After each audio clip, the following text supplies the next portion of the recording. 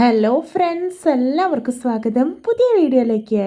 ഇന്ന് ഞാൻ വന്നിട്ടുള്ളത് വളരെ സിമ്പിളായിട്ട് ഉണ്ടാക്കിയെടുക്കാൻ പറ്റുന്ന നല്ല വെറൈറ്റി ആയിട്ടുള്ള ഒരു വെജിറ്റബിൾ ഡിഷായിട്ടാണ്.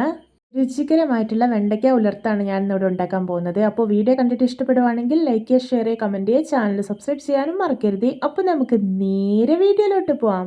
ആദ്യം നമുക്കൊരു അരപ്പ് റെഡിയാക്കാം. അതിനായിട്ട് മിക്സിയുടെ ചെറിയ ജാറിലോട്ട് 1/4 മുറി തേങ്ങ ചിരകിയത് ഇട്ട് കൊടുക്കാം.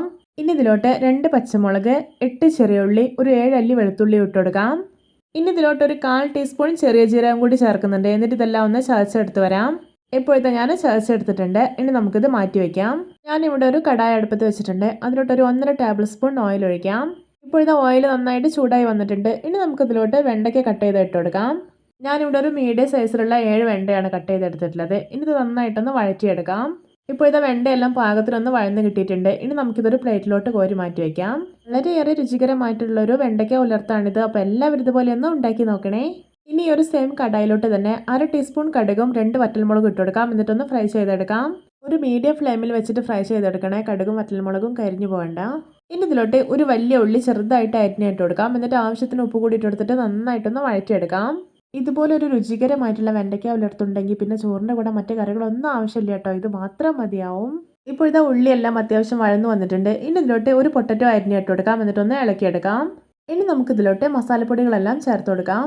1 ടീസ്പൂൺ മുളക് പൊടി, 1/2 ടീസ്പൂൺ മഞ്ഞൾപ്പൊടി, 1 ടീസ്പൂൺ മല്ലിപ്പൊടി. ഇതെല്ലാം ചേർത്തിട്ട് ഇതിൻ്റെ എല്ലാം പച്ചമണം പോകുന്ന വരെ ഒന്ന് ഇളക്കിയെടുക്കാം.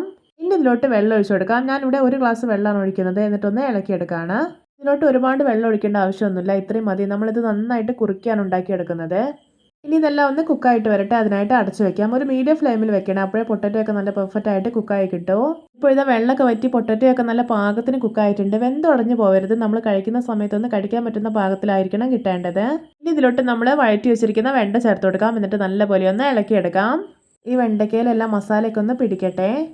വെജിറ്റേറിയൻസിനൊക്കെ വളരെയേറെ ഇഷ്ടപ്പെടുന്ന ഒരു സൂപ്പർ ടേസ്റ്റി ഡിഷായിരിക്കും ഇത്. ഇനി നമുക്കിതിലോട്ട് ചതച്ച് വെച്ചിരിക്കുന്ന അരപ്പ് ചേർത്ത് കൊടുക്കാം. തേങ്ങയൊന്ന് നന്നായിട്ട് അരിഞ്ഞു പോകരുത്. ഇതുപോലെ ചതച്ചെടുക്കാനേ പാടുള്ളൂ. അപ്പോഴാണ് നല്ല ടേസ്റ്റ് ഉണ്ടാവുക.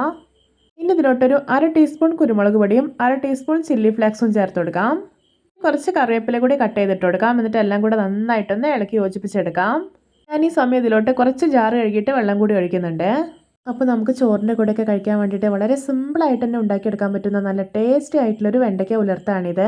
ഇനി ഇതൊരു മീഡിയം ഫ്ലെയിമിൽ വെച്ചിട്ട് 2 മിനിറ്റ് കൂടി ഒന്ന് അടച്ചു വയ്ക്കാം. അതിനുശേഷം നമുക്കിത് വാങ്ങി വയ്ക്കാവുന്നതാണ്. ഇപ്പോഴത്തെ 2 മിനിറ്റ് ഒക്കെ ആയിട്ടുണ്ട്. നമ്മുടെ രുചികരമായിട്ടുള്ള വെണ്ടയ്ക്ക ഉലർത്ത് ഇവിടെ നല്ല പെർഫെക്റ്റ് ആയിട്ട് തന്നെ റെഡി ആയിട്ടുണ്ട്. കണ്ടോ? കാണുമ്പോൾ തന്നെ കൊതി വരുന്നില്ലേ? സൂപ്പർ ടേസ്റ്റിയാണ് കേട്ടോ.